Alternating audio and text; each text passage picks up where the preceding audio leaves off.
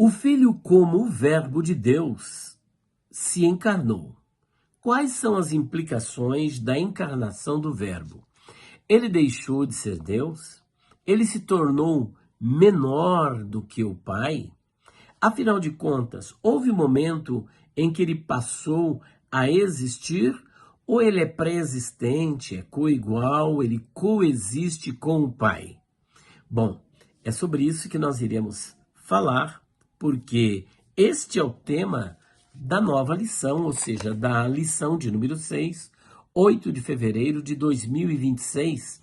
E não podemos perder de vista que esse trimestre o comentarista, que é o pastor Douglas Batista, está nos brindando com um assunto extremamente polêmico e de difícil interpretação e que tem sido objeto de muitas discussões ao longo da história do cristianismo, ou seja, o tema sobre a Santíssima Trindade. E por essa razão, nas lições, ele está discorrendo sobre cada uma das pessoas da Trindade. E a questão maior que é levantada é sobre a pessoa do Filho, sobre o Senhor Jesus Cristo. Afinal de contas, Jesus é Deus com o Pai. Quantas pessoas existem? Será que existem 3 deuses? Há um triteísmo ou o cristianismo defende o trinitarianismo, defende a trindade?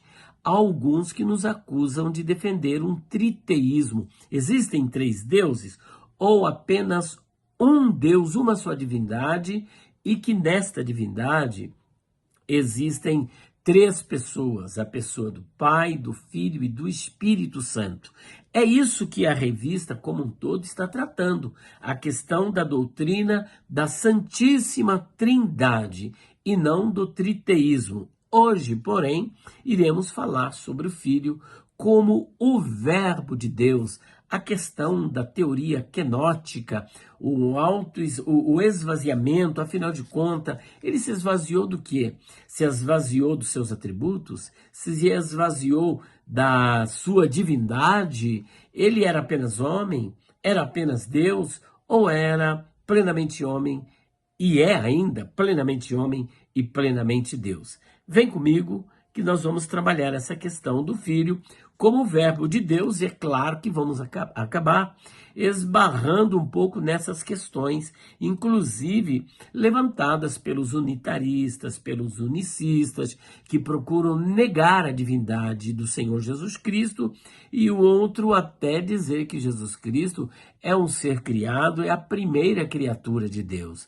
Vamos trabalhar também a questão da união hipostática, da natureza teantrópica do Senhor Jesus e as implicações, como é que o cristianismo vê isso e como é que as seitas veem isto.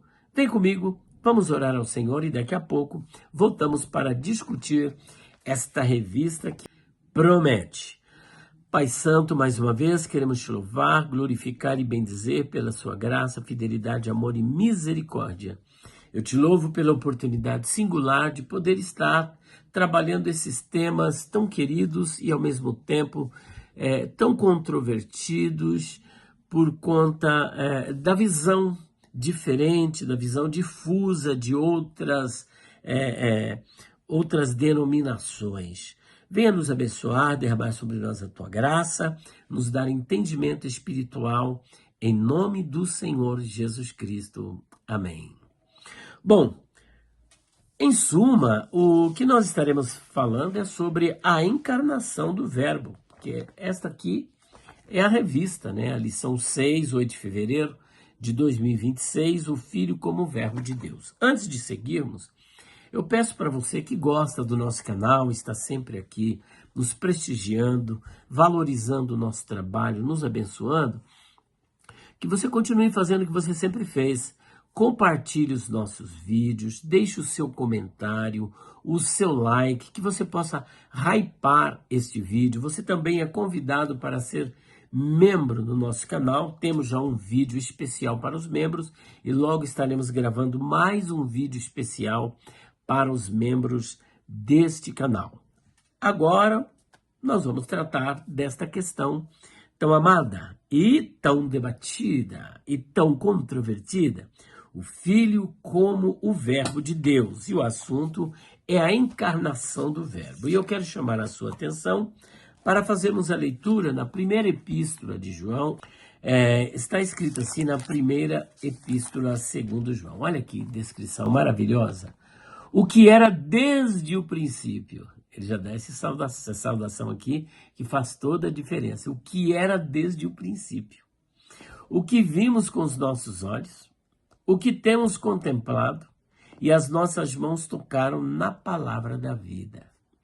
Porque a vida foi manifestada. E é importante fazer uma conexão disso com 1 de João, capítulo 5, versículo 20. Que nós não acreditamos que a vida ela passou a existir, mas que ela foi manifestada. Porque a vida é eterna. Jesus Cristo é o Deus verdadeiro e a vida é eterna. Porque a vida foi manifestada. E nós a vimos e testificamos dela, e vos anunciamos a vida eterna, que estava com o Pai e nos foi manifestada. É assim que eu creio. O que vimos e ouvimos, isso vos anunciamos, para que também tenhais comunhão conosco. E a nossa comunhão é com o Pai e com seu Filho, Jesus Cristo. Estas coisas vos escrevemos, para que o vosso gozo se cumpra. E ainda o capítulo 5, versículo 20, que já foi objeto da nossa discussão e que eu creio, para aqueles que nos perguntam, sobre o que Jesus quis dizer com essa questão de Deus, que o Pai lhe deu vida, né? Deu a vida. Mas antes aqui, o capítulo 5, versículo 20. E sabemos que já o Filho de Deus é vindo, e nos deu entendimento para conhecermos o que é verdadeiro.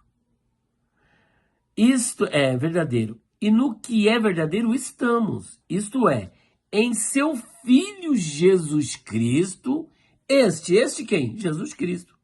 É o verdadeiro Deus e a vida eterna. Ora, se ele é a vida eterna, então, do ponto de vista literal aqui, ele não pode ter recebido vida do Pai, visto que ele é a vida e ele é a vida eterna. Podemos entender o que ele disse como que esta vida foi manifestada.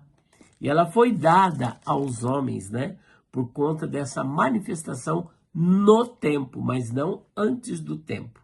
Então, do ponto de vista ontológico, da existência, do ser, no que diz respeito à sua natureza, à sua essência, ele não passou a existir. Não houve um tempo em que o Pai deu a vida a ele passou a existir a partir deste momento. Não. Nós vamos analisar isso. Ainda na primeira, ou melhor, no Evangelho segundo João, capítulo 1, versículos 1 até o versículo 4, olha só aqui, que lindo esse versículo que está em conexão com o que já lemos. No princípio era o Verbo, porque aqui é o Filho como o Verbo de Deus. No princípio era o Verbo, e o Verbo estava com Deus.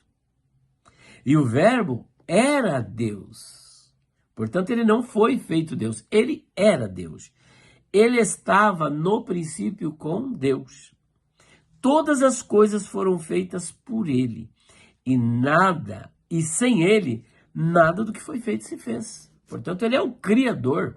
Se ele é o Criador, ele é Deus. Ele trouxe a existência, ele é Senhor, ele é Salvador, ele é o Criador. É ele que trouxe a existência todas as coisas, tanto as que estão no céu, como as que estão na terra. Ele cria o universo e ele cria também os seres sobrenaturais. Logo, ele não pode ter sido criado, visto que tudo que veio a existir, nada que foi feito sem ele se fez. Se ele foi criado, então ele fez a si mesmo no tempo? Não faz sentido, né?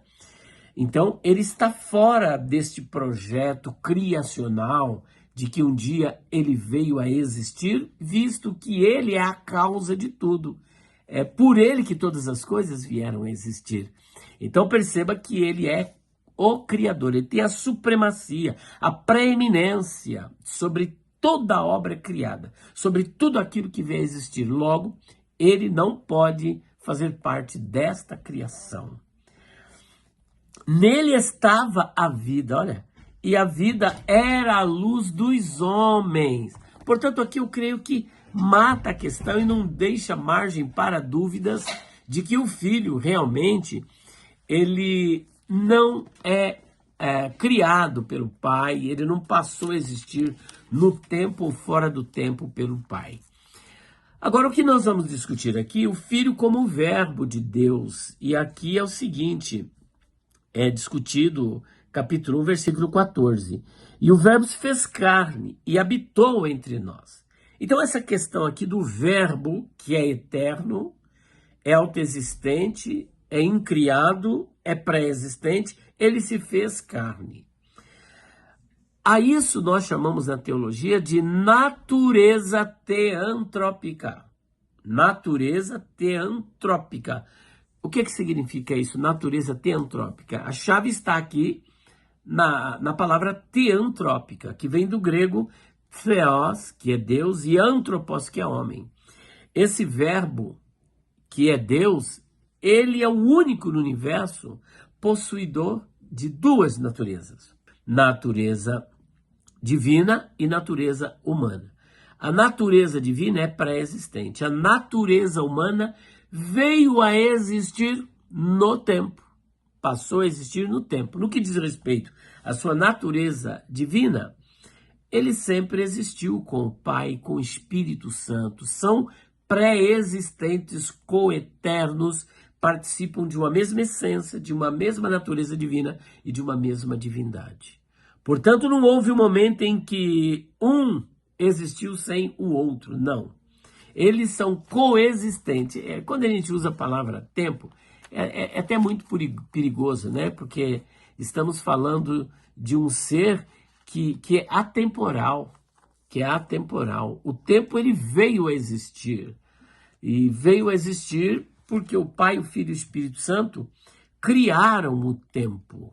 E dentro do tempo é que todas as coisas foram criadas e vieram a existir. Então estamos falando da natureza teantrópica do Senhor Jesus. O verbo se fez carne. O verbo, então, quando ele vem para o nosso planeta, vem para o mundo dos homens, ele não vem apenas como um ser divino, mas como um ser divino humano, plenamente Deus e plenamente homem, e habita entre nós. Habita entre nós. Como homem, ele tem a sua existência em Maria, como homem, mas como Deus, ele é pré-existente. Logo, ele é uma só pessoa. Isso é muito importante salientar. Existe uma só pessoa. É difícil entender isso? É claro que é. Mas são duas naturezas. Na Trindade existem 3 pessoas. E uma das pessoas da Trindade se fez carne. E nós temos, portanto, uma natureza teantrópica. 2 naturezas, uma divina e uma humana. Apesar de ser uma só pessoa, o verbo possui 2 naturezas. Jesus, o Filho, possui 2 naturezas. E 2 naturezas, em primeiro lugar, que não se misturam, como dizia o monofisismo. O monofisismo pregava que houve uma amálgama, as 2 naturezas se misturaram de modo tal que não dá para você distinguir, se tornou uma só natureza. As 2 naturezas se fundiram e tornou-se uma só natureza e, por essa razão, monofisismo. Por outro lado, também, elas não se separam. As 2 naturezas estão conectadas, estão inextricavelmente vinculadas, sem se misturar, que não se separam, diferente do que pregava Nestório, O nestorianismo, ele concebe a ideia de que em Jesus havia, sim, 2 naturezas, mas uma natureza humana, uma pessoa para a natureza humana e outra pessoa para a natureza divina. Portanto, ele separava as naturezas. E isso daí foi condenado nos concílios, essa separação das naturezas. Então, como nós estamos dizendo, não são 2 pessoas. mas duas naturezas e uma só pessoa. O que o cristianismo ortodoxo defende, na verdade, são duas naturezas, porém, uma só pessoa. Duas naturezas são duas naturezas e uma só pessoa. A isso nós chamamos de união hipostática. A união hipostática defende a união das duas naturezas que não se separam. Só que aqui nós esbarramos numa questão que aparentemente alguém pode entender que estamos defendendo o nestorianismo. Por quê? A grande pergunta que se faz é a seguinte: na morte de Cristo, quem morreu? Morreu Deus homem? Morreu somente o homem Jesus? Ou morreu somente a divindade? Se você disser, morreu só o homem Jesus, alguém vai dizer, olha, tá vendo? Isso é nestorianismo. Mas se dissermos que Deus morreu, o Deus homem morreu, como é que a gente pode conceber essa ideia de que Deus morreu, uma vez que ele é imortal, ele é atemporal, ele é eterno, ele é imutável, ele possui a imortalidade. Logo, não tem como entendermos que Deus morreu ou que Deus morre. Como é que nós podemos sair, então, em defesa apenas da morte da natureza humana e não da natureza divina? Este, para mim, é um ponto crucial e um ponto importante que deve ser destacado até mesmo para a defesa da imortalidade da alma, para aqueles que não acreditam na imortalidade da alma. A doutrina da imortalidade da alma, ela é de fundamental importância para explicarmos a não separação das duas naturezas e conservarmos a união hipostática, ou seja, que as duas naturezas se uniram para nunca mais se desunirem. Então, qual é a argumentação que usamos? Por exemplo, nós, quando morremos, morre o homem todo, ou seja, corpo, alma e espírito, a parte material e também a parte imaterial? É claro que não. O Senhor Jesus, em Mateus capítulo 10, versículo de número 28, ele deixou isso claro, e não temais os que matam o corpo, mas não podem matar a alma. É fato, portanto, que a alma não morre por ocasião da morte do corpo. A outra pergunta é, a alma, ela faz parte da natureza humana ou da natureza divina? É claro que faz parte da natureza humana. Levando em consideração que faz parte da natureza humana e ela é imortal, a alma é imortal, logo, morrendo o corpo, a alma, que é parte da natureza humana, continua viva e consciente. Sendo assim, levando em consideração que a natureza divina não morre, as duas continuam conectadas. E desta forma, não houve uma ruptura, não houve separação das duas naturezas, visto que a alma continua existindo. A alma continua existindo, conectada e ligada, portanto, à natureza divina. Segue, portanto, a natureza teantrópica, bem como a união hipostática. É a única maneira que eu vejo de conservarmos a união hipostática e também a natureza teantrópica, levando em consideração a imortalidade da alma. Portanto, essa questão aqui está definida, ela está bastante clara. Agora, quanto o Filho como verbo de Deus?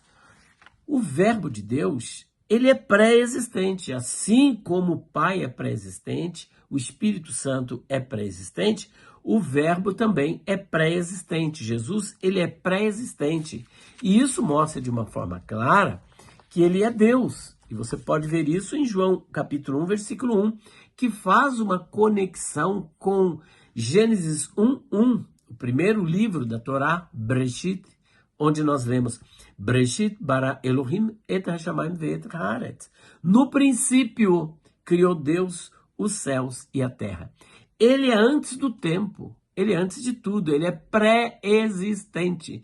Não foi criado por ninguém. Não passou a existir por causa de alguém. Até porque o atributo do Pai também é do Espírito Santo e é do Filho, que nós denominamos na teologia de aceidade, que é de si mesmo e por si mesmo.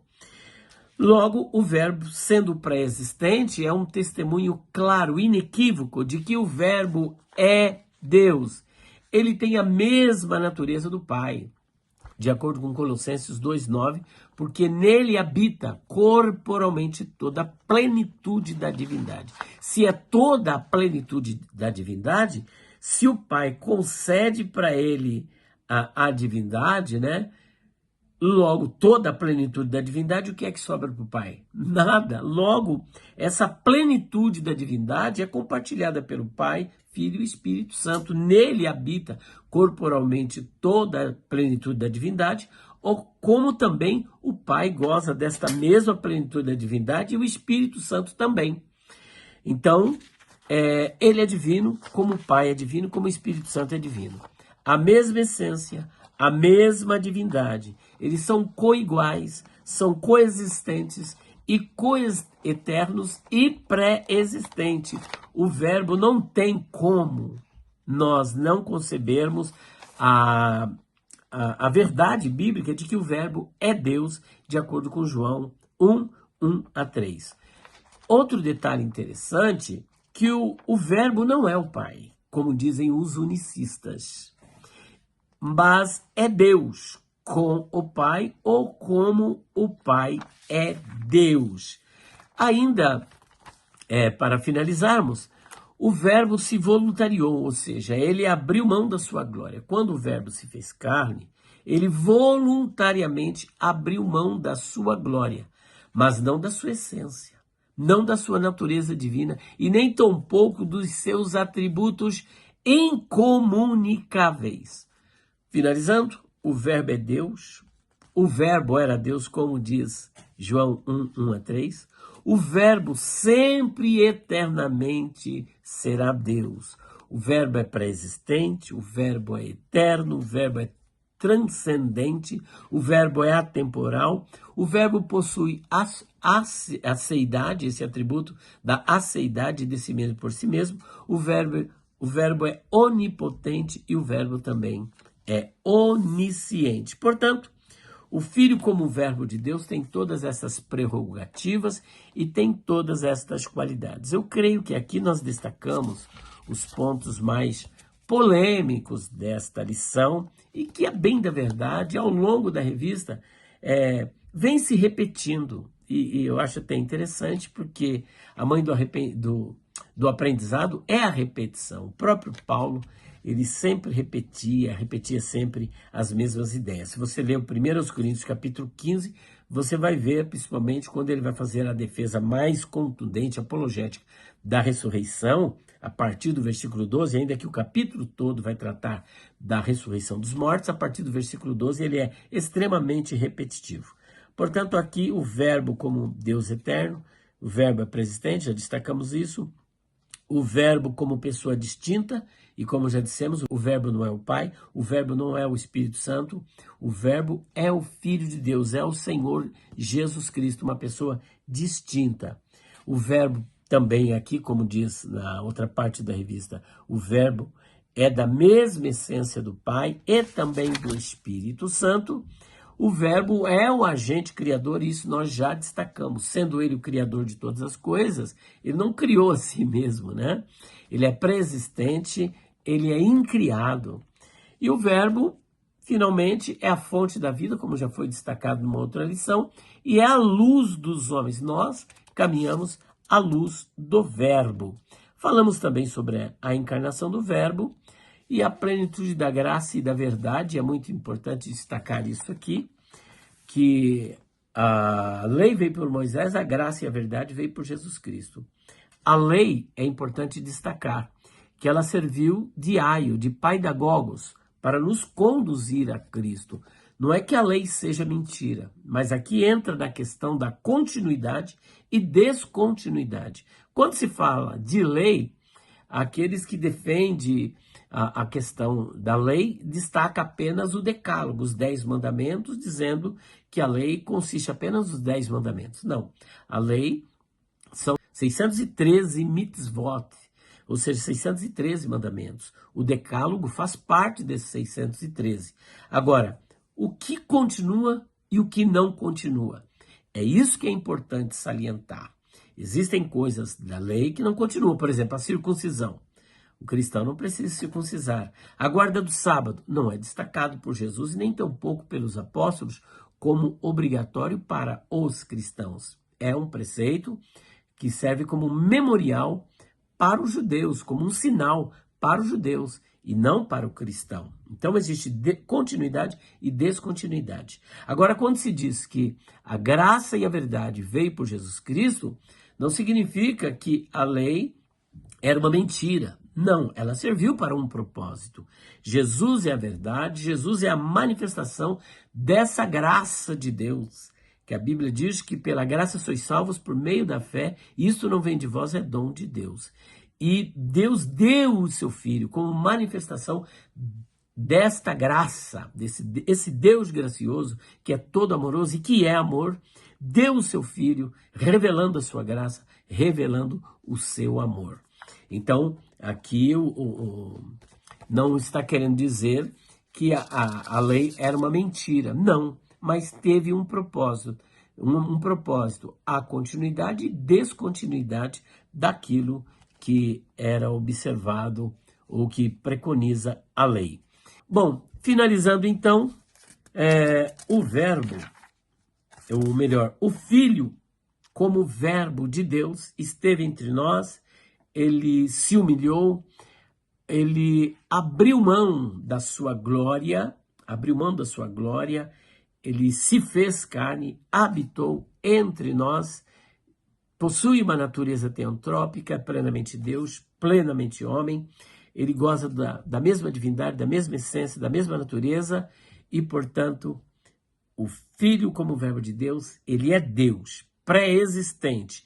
Ele é a vida, autor da vida, autor de toda a criação. Verdadeiramente Deus, verdadeiramente homem. Ele é o Deus verdadeiro e é também a vida eterna. Deus abençoe a todos vocês. Espero que você goste desse vídeo e, por favor, compartilhe, deixe seu like, que você possa hypar, se torne membro também, irá abençoar o nosso ministério. Pai Santo, mais uma vez, queremos te louvar, glorificar e bendizer pela tua graça, fidelidade, amor e misericórdia. Continua a abençoar cada um dos teus servos que irão assistir esse vídeo e que seja de edificação para todos, em nome de Jesus. Amém. Um abraço para todos vocês, um beijo no coração.